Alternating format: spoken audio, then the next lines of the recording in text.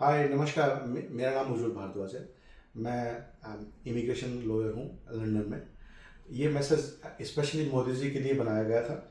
मोदी जी, दिक्कत ये है कि हम बहुत सारे लोग हैं इंडियन डियास्पोरा जिनको ओसीआई की ज़रूरत पड़ती है ना। सिचुएशन ये चल रही है कि इंडियन हाई कमीशन वालों में या इंडियन जो ब्यूरोक्रेट्स हैं, इन्होंने कस्टमर्स का जीना हराम कर रखा है। पहली बात तो ये सर, आपको भी आइडिया होगा, जब आप छोटे थे या हम छोटे थे तो इंडिया में बर्थ सर्टिफिकेट तो पहली बात तो किसी के पास थे नहीं। ठीक है, आधे से ज़्यादा भारत तो बिना बर्थ सर्टिफिकेट के 10वीं की मार्कशीट लेके घुमा करता था बर्थ सर्टिफिकेट प्रूफ में। तो अब अचानक ये इंडियन हाई कमीशन वाले बर्थ सर्टिफिकेट पे पंगा कर रहे हैं। और सबसे बड़ी इन्होंने जो जीना हराम कर रखा है सर, वो है जो गुजराती ओरिजिन लोग केनिया या ईस्ट अफ्रीका में गए हैं। भाई आप एक तरफ तो ईज ऑफ डूइंग का झंडा लेके घूम रहे हो पूरी दुनिया में कि मेक लाइफ इजी, मेक ये आप या आपकी टीम वाले लोग इतना एफर्ट डाल रहे हैं, ठीक है, टू मेक इंडिया ग्रेट। लेकिन हो क्या रहा है, ये जितने ब्यूरोक्रेट्स हैं इन्होंने खासतौर पे जो ये फॉरेन ऑफिस में आपने बिठा रखे हैं ओसीआई वाले में, इन्होंने कस्टमर का जीना हराम कर रखा है। जीना हराम इसलिए कर रखा है, ओसीआई में इतनी लेयर के ऊपर इतने नियम, मतलब आप ये नहीं समझ में आ रहा था। एक 70 साल का आदमी जो केनिया में पैदा हुआ है, इंडियन ओरिजिन का, जिसके माँ बाप इंडिया गुजरात से गए थे, अब वो बर्थ सर्टिफिकेट कहाँ से लाए? ठीक है, उसकी अगर शादी अगर इंडियन सिटीजन से हुई है, वो शादी का प्रूफ दे रहा है, इंडिया की वाइफ है, लेकिन फिर भी हमारे जो ऑफिशियल्स हैं वो उनका बुजुर्ग लोगों का जीना हराम कर रखा है। अभी इनको ये नहीं समझ में आ रहा है, ये 70 साल के लोगों का बर्थ सर्टिफिकेट मांग के क्या इनकी दूसरी शादी करवाने की सोच रहे हैं?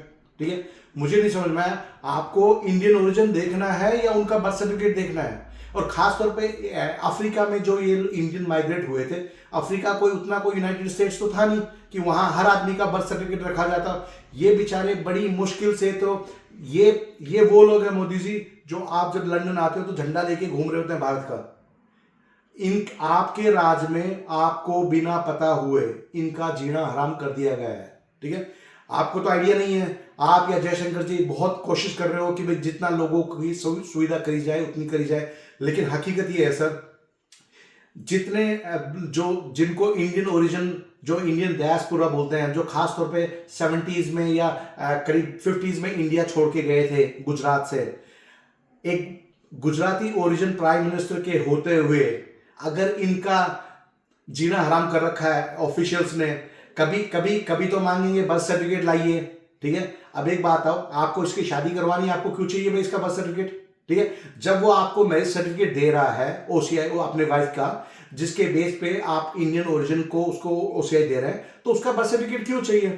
फिर दूसरा कारणनामा सुनिए, वो आदमी जैसे तैसे 800 पाउंड का टिकट खरीद करके ईस्ट अफ्रीका जाके जैसे तैसे बट किसी को रिश्वत दे के वहां से अपना ओसीआई का बर्थ सर्टिफिकेट करवा के लाता है।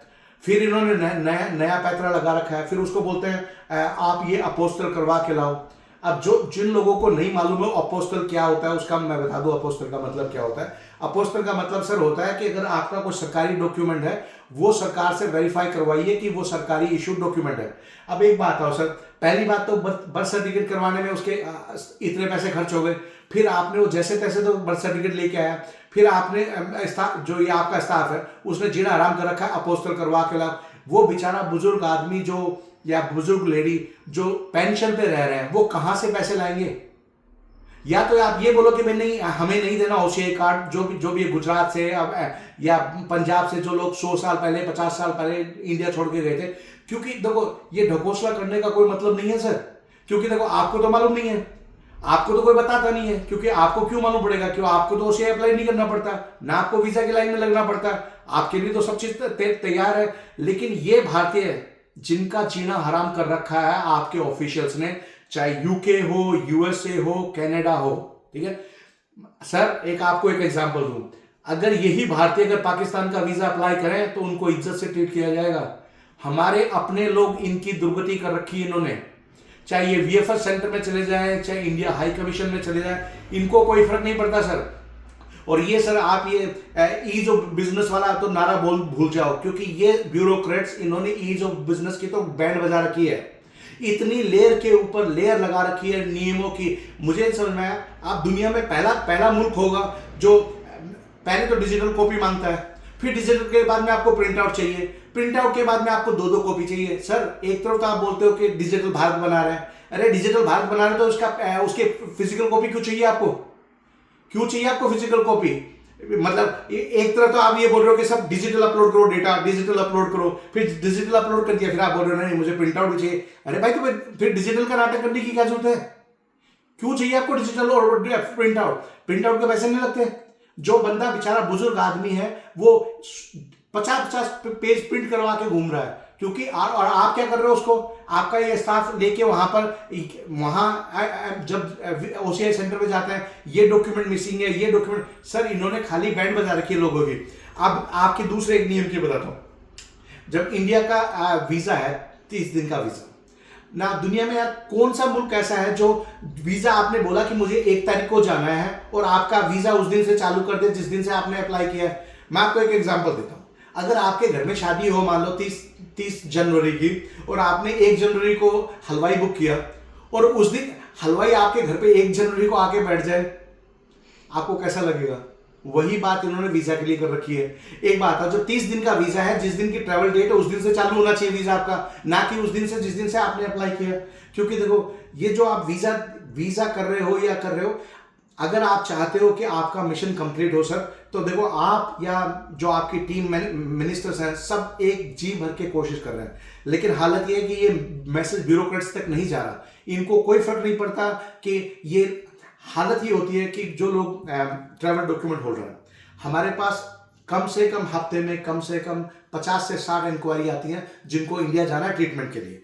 ये लोग उनका जीना हराम कर देते हैं। वो आदमी जो इंडिया आके पैसा खर्च करने वाला है हजारों पाउंड्स, इंडियन रुपीज में लाखों रुपए, आप उसको वीजा देने की बजाय उसको चक्कर कटवा रहे हो। हमें हालत ये होती है कि उस बंदे को जिसको ट्रीटमेंट इंडिया भेजना होता है, हम उसको टर्की भेज रहे होते हैं, क्योंकि हमें मालूम है आप जीना आराम करोगे, आपके स्टाफ।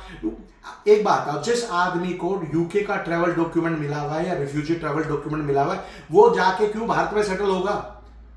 इनको जो ये डिसीजन करने वाले लोग हैं, इनको ये बोलो चश्मा उतारें अपने दिमाग का। जो लोग यूरोप 20-20 लाख खर्च करके आए हैं, वो आपको क्या लगता है कि वो यहां से अगर इंडिया का वीजा मिल गया तो इंडिया जाके सेटल हो जाएंगे?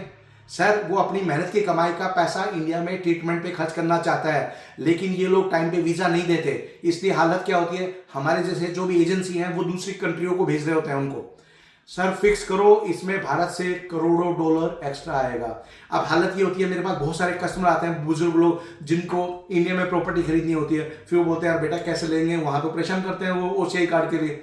सर अपने लोगों के पास पैसा है, अपने लोगों के पास जज्बा है जो अपने देश में कुछ करना चाहते हैं, लेकिन आप अगर आपको आपके एफर्ट के बावजूद भी ये एनआरआई पैसा नहीं लगा रहे हैं, इसका कारण क्या है? इसका कारण ये ब्यूरोक्रेट्स जो आपने बिठा रखे हैं ये है। इनको, क्योंकि इनको खुद को वीजा की तो जरूरत है नहीं, इनकी सरकारी नौकरी, इनको क्या फर्क पड़ रहा है सर? इनको क्या फर्क पड़ रहा है? अगर आपने फीस नहीं पे करी, आप ट्रीटमेंट के लिए इंडिया आने के बजाय टर्की चले गए, इनको क्या फर्क पड़ा उस बात का? जो 15,000 पाउंड का बैलेंस इंडिया आने वाला था वो टर्की चला गया। इनको कोई फर्क नहीं पड़ना, क्योंकि इनकी तनख्वाह में तो कोई फर्क नहीं पड़ता। ये मैसेज हाथ जोड़ के आपके लिए या आपकी टीम के लिए है कि सर हम सब चाहते हैं कि इंडिया ग्रेट बने, ठीक है? और आप और आपकी टीम मिनिस्टर सब कर रहे हो जी तोड़ मेहनत, लेकिन आपको ये नहीं मालूम है कि आपके नाम से नीचे क्या हो रहा है। यहाँ चिराग के नीचे अंधेरा है, वो वाली सिचुएशन हो रही है सर, ठीक है? मेरी आपसे हाथ जोड़ के रिक्वेस्ट है मोदी जी, प्लीज ये अपने लिए नहीं तो ये जो बुजुर्ग गुजराती लोग आए हुए हैं इंडिया छोड़ के, जो 100 साल पहले गए हैं, इनका जीना हराम ना करें इंडियन हाई कमीशन वाले, चाहे वो यूके में हो, यूएसए में हो, कनाडा में हो या यूरोप के दूसरे कंट्रियों में। प्लीज इनको ब्यूरोक्रेट्स को बोलिए कि ये लेयर की लेयर हटाए, क्योंकि वो इंडिया ओसीआई वो कोई अपने से भीख नहीं मांग रहे हैं, दैट इज देयर राइट। उनके बाप दादा सब उसी जमीन से आए जहां से आप और मैं आए, ऐसा नहीं है कि वो कोई हमसे भीख मांग रहे हैं।